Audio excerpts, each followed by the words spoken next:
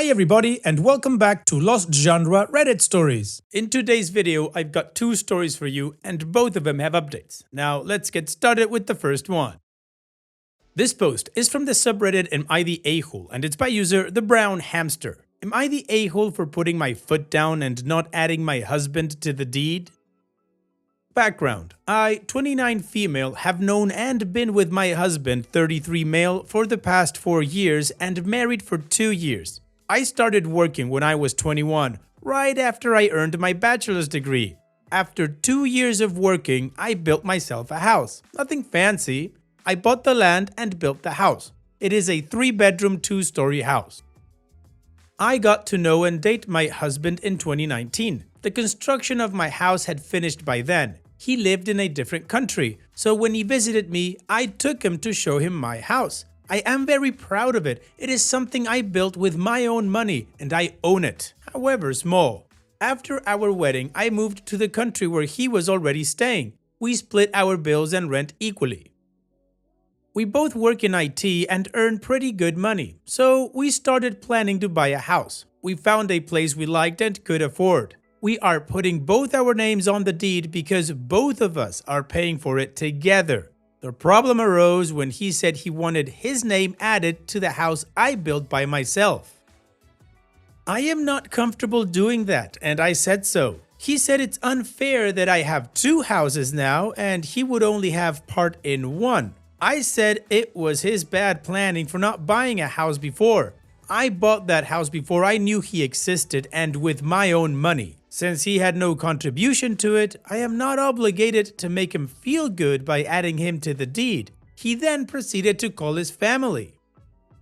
While his sister and brother-in-law support me, his mom and dad said that it's not about money, but it's about the togetherness, and whatever it is should be for the both of us or none. I said I am sorry, but this is not happening. He will never be in the deed even if he pays his share, which he and his family think he should not because it's ours, not mine or his. Because I know how much I struggled to have that house and make it happen. Now his mom and dad are saying I disrespected them by saying this. Am I the a-hole?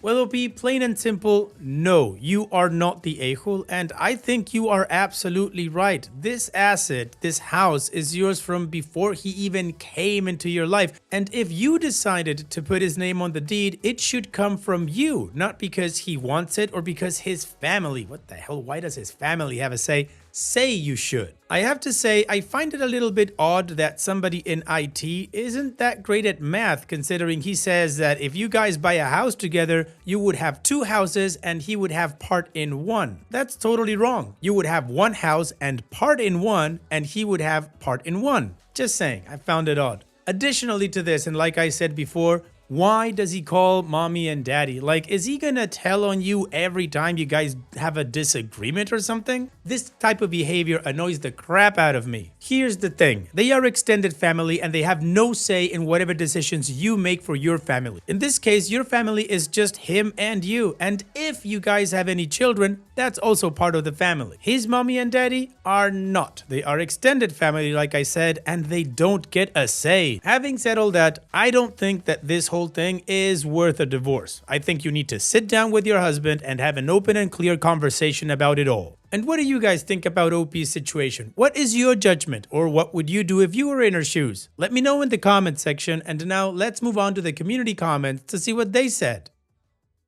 Milskidasith says, your question here is missing the point. You guys screwed up by not doing financial planning and making it clear how you wanted to separate major assets before getting married, and fighting about it now is a symptom of that problem. Who is an a-hole now is a totally irrelevant judgment. This is also a complicated legal matter, with you having property outside the country you married in and presumably no prenup. It might not even matter whether you put his name on the deed or not, because in a divorce he may still be able to argue it's communal property, and in an event of your death he'd almost certainly inherit it by default.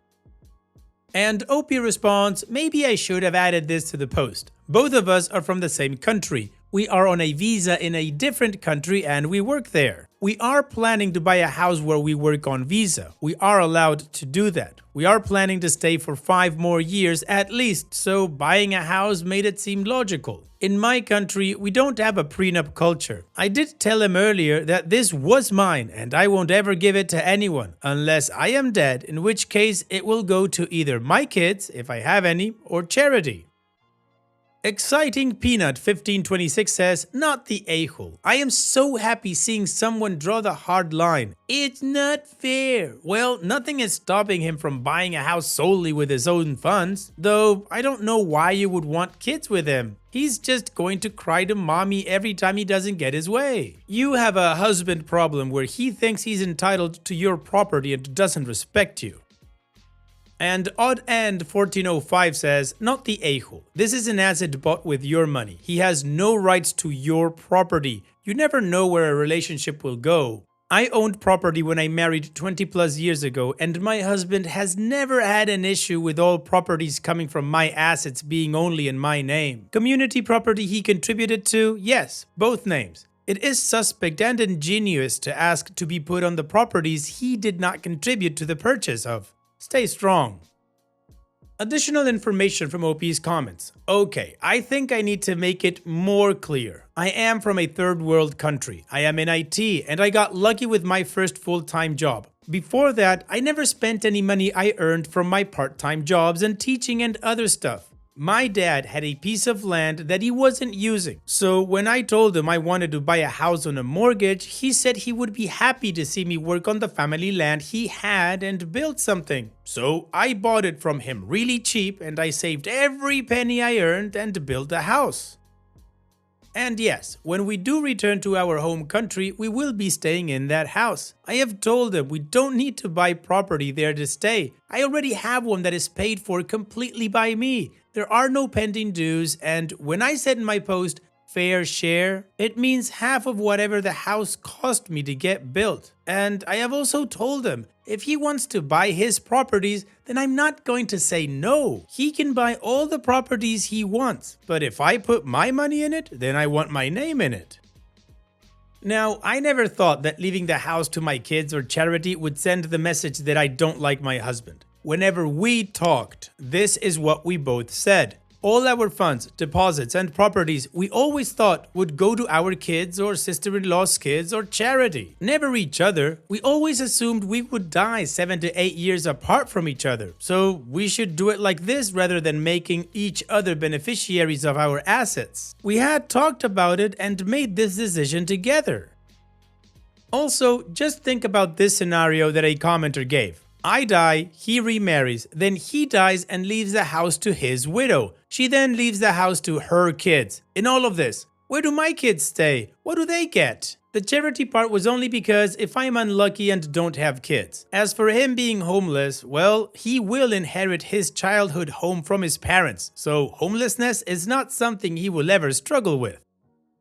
We married because we loved each other. It has nothing to do with money, at least not in my case. He doesn't depend on me for anything. In fact, he has a better financial background than me. His family has generational wealth, but mine doesn't. I don't like being a burden and always try to pay whatever I am owed. Also, I don't get any of his generational wealth, nor do I want it.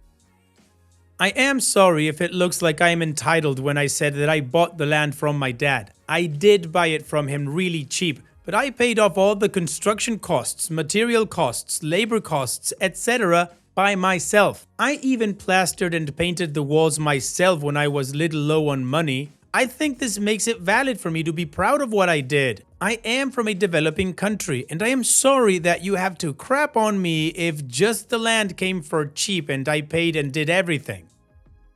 I have cut tiles, mixed paints, and watered the cement. So hell yeah, I am proud and have an emotional attachment to that place. And if the roles were reversed, I wouldn't ask him under any circumstances to add me to the deed. At least, I feel I wouldn't, but I can't really confirm something hypothetical. Anyway, maybe he is not aware of where I am coming from. Maybe I should sit and we should talk specifically about this at length.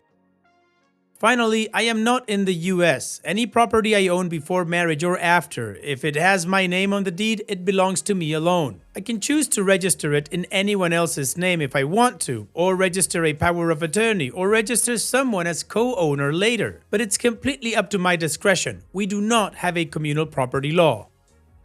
Alright, well, the community agrees that OP is not the a-hole, and OP was very thorough in the additional information she gave us to get the full picture. So now it's time to move on to the update to see how this story ends, but before that, if you're enjoying the video, go ahead and click that like button or dislike if you don't like the video. It does happen sometimes, but YouTube won't show it, I don't know why. Also, if you want to keep coming with those emoji comments, I'm really enjoying them, so thank you very much. Finally, if you haven't subscribed to my channel so far, maybe today is the day you want to join our community. And now, let's move on with that update.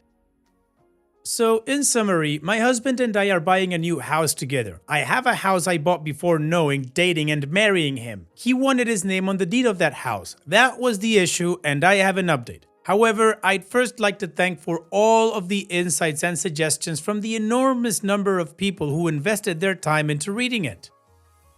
A lot of people suggested I bring in my parents and make it even. I didn't want to take that route because two wrongs don't make a right, and too many cooks spoil the broth. I like that. Finally, for all the people who have submitted their judgment, whether you're the a-hole or not the a-hole, thank you. I liked to read all the perspectives. Now, the update. I talked to my husband. I told him all my insecurities regarding the matter. I told him how I put my blood and sweat into it, how I have spent nights without sleeping and a few without eating to finish it, and how I have plastered and painted the walls myself. He was very understanding. He told me how he didn't know all that and what that meant to me. He is fine with not being added to the deed.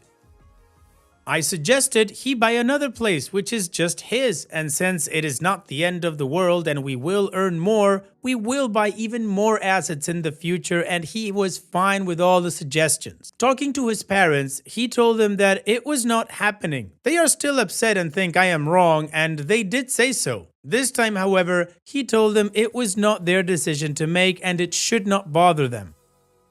We are building a life together. He was wrong to bring them into it, and he apologized for that. I apologized for just blurting things without giving reasons, and we decided to communicate and talk more when it comes to decisions. He suggested weekly sit-downs where we just sit and talk stuff about our future, about our day, anything that is making us unhappy or scared or happy, anything at all. That would be time for us alone. I did show him the post and he laughed at it. He got a little sad that I would rather tell a bunch of strangers about my fears than him, and we will work on it. Thanks again. Alright, and for this case, I don't think there's a better ending than that. Communication once again. He told his parents that he shouldn't have brought him in. He apologized for that, so that's good. And you guys have a plan for the future, particularly about communication like I said. So good for you, OP. And having said all that, here's wishing you both the best in the future. Take care and thank you for sharing. Now it's time to move on to the next post that, like I said in the beginning, also has an update, but it comes with a slight warning. It touches on the topic of neurodivergency, and some people may see the post as ableist. I don't think so, but I'll let you guys judge for yourself and let me know in the comment section. I just wanted to let you know before we start in case you want to skip the story. Now let's get started. This post is from the subreddit Relationship Advice, and it's by user Throwaway Party Switch. How do I, 33 female, make it clear that my best friend's 34 female, mentally ill wife, 48 female, is not invited to my wedding? I am getting married in December, and my partner and I are looking to have a mid-sized party, probably about 75 people, comprised of our social, familial, and professional circles. I am 33 female, my partner is 34 male, and my friend Anna is 34 female. Her wife, Bernice, is 48 female. We are in Canada. Anna is my best friend from uni. Anna is divorced with 2 kids and has been married to Bernice for 5 years. Bernice loves Anna, and that's about it. Bernice is happily and consistently unemployed. Bernice has never attended or hosted a social event in anything other than a crop top and knee-length pencil skirt, neither fit. Bernice has 2 points of conversation: alien abductions and a 2008 blockbuster video game, Lego Indiana Jones. Any attempts to gently lead conversation beyond those points prove futile unless Bernice thinks the person in question may want to have sex, in which case she suddenly develops the cognizance to switch topics and ask them so directly. I don't think anyone has ever taken Bernice up on her offers to have sex with them at random, largely due to the above, but also likely due to the fact that she rarely, if ever, showers or grooms. I have seen this happen at birthday parties, game nights, bar crawls, grocery stores, and school events. Nobody in Bernice's social circle has ever excluded her from participating in anything. It's probably pretty obvious that Bernice is neurodivergent, but to nobody's surprise, she leverages neurodivergence as a means of asserting how special she is, instead of using it as a pathway to improve her relationships and self of sense. She is perfectly content to exist exactly as the way she has in the past and will likely do so until she dies. However, lately, she has explored whether she has dissociative identity disorder. It's a dead-end road. Anna is happy, per her admission, and I trust that. I don't have any reason to doubt that she is making the right decisions for her relationship and family. She has told me many times that she loves Bernice and that she intends to stay in the relationship. I appreciate that she is direct with me, but I can't earnestly be around Bernice for more than 5 minutes, and that sincerely impedes the amount of time I can spend with Anna, as Bernice attaches herself to Anna so intensely that it's like having a third child around when we get together. To Anna's credit, she is aware that I do not like to spend time around Bernice, but is sad that we can't all socialize together well. She has never made me feel bad about this. I love Anna's 2 children. I would like them at my wedding, and I would love Anna at my wedding too. It wouldn't be the same without her, but imagining Bernice approach a colleague or a friend makes my stomach churn. I am struggling hard with a tactful way to say, your wife will suck the life and energy out of my party by monopolizing the attention of either you or my guests and potentially making them feel sexually harassed, while still inviting Anna and her 2 kids to the event. I am considering coming at it from a boundary-related standpoint and telling Anna that I can't have Bernice at the event, given how she makes people feel uncomfortable. I don't know if it presents a mean double standard to let other guests have a +1 and not Anna, but I can't have Bernice at my wedding. Well, OP, it is your wedding, so you get to decide who goes and who doesn't. And with that responsibility, you also need to accept consequences of people choosing not to go. Now, in Bernice's case, personally, I wouldn't want her at my wedding because of the possibility that somebody might feel sexually harassed. I don't care about her attire, I don't care about her conversational topics, but the moment that she starts offering people to have sex with her in front of her wife, which I think is just odd, that's where I draw a huge line. And that's what I would tell your friend. Now, if your friend decides that because Bernice is not invited, then she and her children are not going, then you need to be okay with that, because I don't think you can have your cake and eat it too in this case. And what do you guys think about OP's situation? How would you try to go about it? Let me know in the comment section, and now let's move on to the community comments to see what they said. Deleted says, go for broke, lay out all your cards, be honest, only choice. Do not be surprised if she is hurt or angry or refuses to attend as well. When my husband and I got married, we had a few choice people whom loved to stir the pot that attended as +1s. We made it well known at the entrance to reception. There's a security guard due to serving alcohol and venue requirements. Any indulging in appropriate matter would be removed immediately. I didn't have to play bad guy, as it was the bouncer's discretion and a venue requirement. And OP responds, I like the idea of hiring someone like that to help us out. I can't see myself keeping tabs on everyone and being a good bride at the same time, so having an extra hand would be a good idea. Weird Compliment says, be honest. Tell her that while you would love for her and the kids to come, you feel very uncomfortable around Bernice because of her history of overstepping sexual boundaries and will not extend her an invite. Say it apologetically and tell Anna that you completely understand if she would rather not attend at all, and if so, then you will be happy to reconnect with her separately sometime after the wedding. And OP responds, Thank you. I agreed that the random, unsolicited sexual requests are probably the most obvious fault to point to when justifying her lack of invitation. I know I don't owe anyone a justification, but she is my friend and I do want to be honest with her. I think it's important to keep in perspective that Anna might not attend, and I want to make it okay for her to tell me that. And Fascination Street says, how do I make it clear that she is not invited? If you are actually going to go through with this, you are going to have to bite the bullet and tell her straight up to her face. Be prepared to lose the friendship. Alright, well, I think the community gave OP some pretty sound advice, particularly that second commenter, because I absolutely agree this is all about avoiding people getting sexually harassed, and it sounds like OP agrees with that approach. So now let's move on to the update, which is 8 months after the original post, to see how the story ends. We are married now, and the wedding was wonderful. Wonderful but bittersweet. I realized now, and when I eventually spoke to Anna, that the wonderful part was having the management and dread I was experiencing of Bernice's presence off my plate when I already had so many other elements to worry about to ensure the success of our special day.